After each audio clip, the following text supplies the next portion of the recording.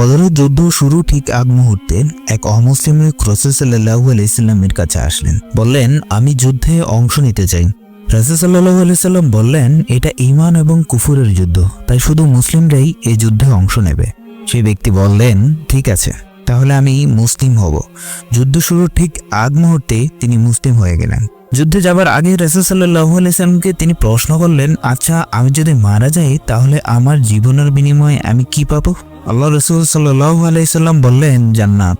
সুবহানাল্লাহ। সেই সাহাবা রাদিয়াল্লাহু তাআলা আনহু সত্যি সত্যি যুদ্ধে শহীদ হন। তার মৃত্যুর পর রাসূল সাল্লাল্লাহু আলাইহি সাল্লাম বলেছিলেন, তোমাদের মধ্যে সবচেয়ে লাভজনক ডিল এই ব্যক্তিই করেছিলেন। সেই সাহাবী হচ্ছেন উমাইর ইবনে আল হুমাম আল আনসারী রাদিয়াল্লাহু তাআলা আনহু। বদরের যুদ্ধে মাত্র 14 জন মুসলিম শহীদ হন, তার মধ্যে এই ব্যক্তি ছিলেন একজন। ইসলামে যত যুদ্ধ আছে, যত শহীদ আছে, তার মধ্যে বদরীদের মর্যাদা সবচেয়ে উপরে।